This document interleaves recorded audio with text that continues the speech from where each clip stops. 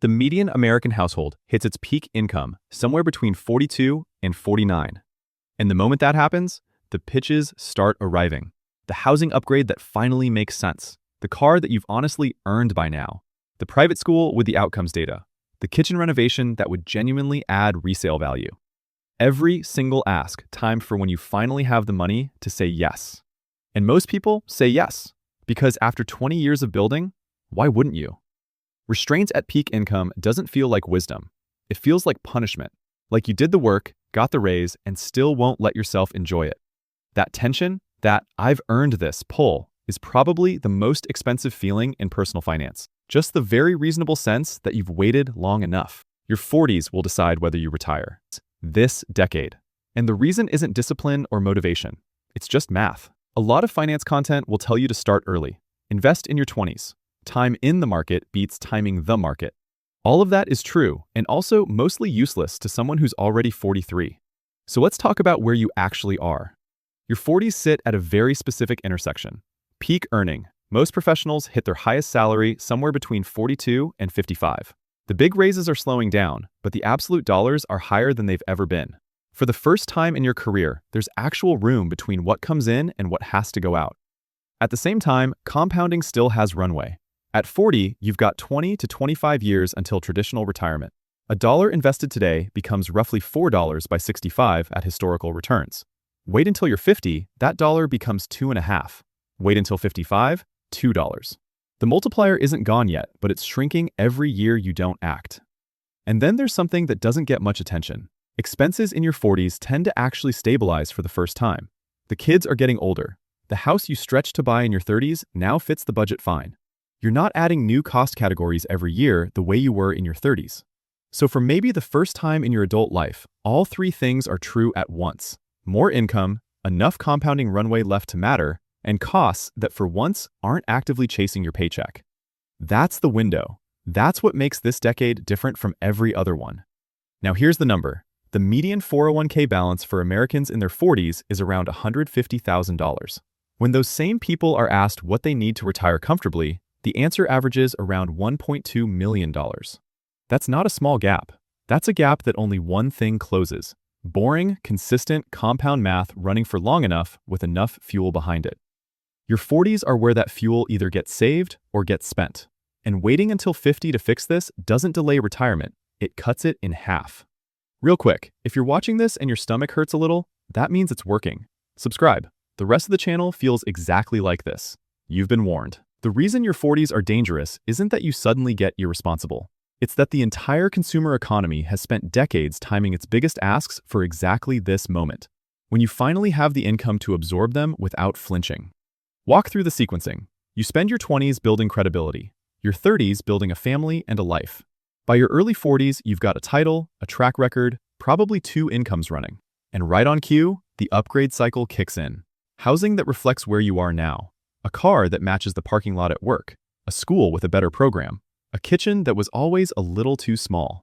None of these feel like traps. They feel like logical next steps. And maybe individually, some of them are fine. The damage isn't in any single decision. The damage is in what they do to your margin. Margin is the gap between what you earn and what you're locked into spending every month. The actual breathing room in your monthly cash flow.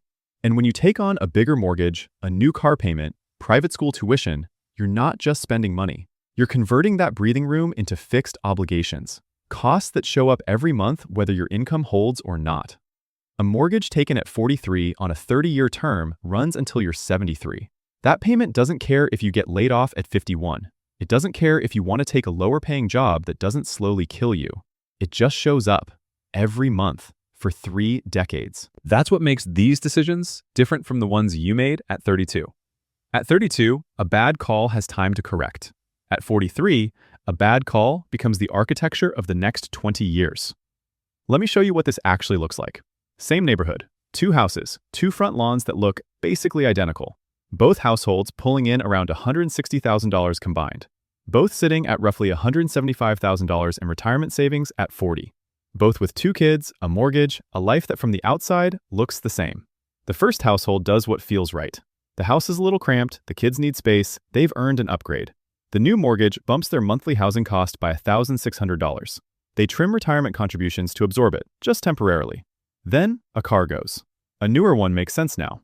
College arrives, and rather than a hard conversation about state schools, they take a Parent Plus loan. Nobody in that house feels reckless. Every decision had a reason. They just kept saying yes when yes felt earned. By 50, their retirement accounts are sitting around $250,000. A decade of contributions, a decade of market growth. And they're only up $75,000 net. The upgraded life absorbed the rest quietly, month by month. The second household has the same conversation about the house. One partner does the actual math. That $1,600 a month, invested for 25 years, it's somewhere between $1.1 and $1.3 million in retirement wealth sitting on the table. They stay in the house. It stings for about 6 months. Then it just feels normal. Used car, state schools. That $1,600 flowing into retirement accounts every single month without interruption. By 50, $600,000. Same decade, same income range. By 65, the first household has $680,000. The second has $1.65 million. The gap wasn't built by different investment strategies. Nobody in either house was smarter about the market. The gap was built entirely by what they decided to do with their margin between 40 and 50. 1 decade, mostly housing and car decisions. What does $1.65 million buy that $680,000 doesn't? What it buys is the ability to make decisions based on what you actually want, not what you can currently afford to risk. At 52, when the second household's employer starts moving in a direction they don't believe in, they can leave, take 6 months off, retrain in something new, come back earning less if that's what it takes. Their life doesn't need maximum income to function. The first household can't do that. Both incomes have to run at full capacity just to stay current. A pay cut is a problem. A layoff is a crisis. They're not broke, they're just trapped. There's a word for it that nobody uses. High income, no leverage. There's research in behavioral economics on something called scarcity mindset. When people feel financially squeezed, regardless of their actual income, their brains start narrowing. Tunnel vision on immediate problems. Worse at long-term thinking. You take the first job offer because negotiating feels like a risk you can't absorb.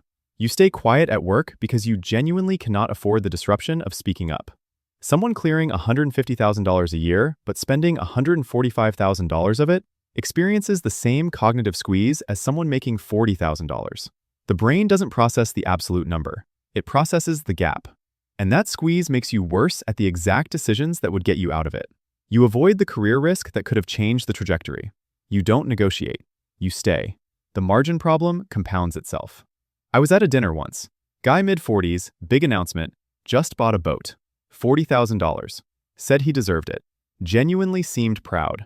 Everyone at the table nodded and raised their glass. I sat there doing math in my head. $40,000 at 7% over 20 years is about $155,000. He didn't buy a boat.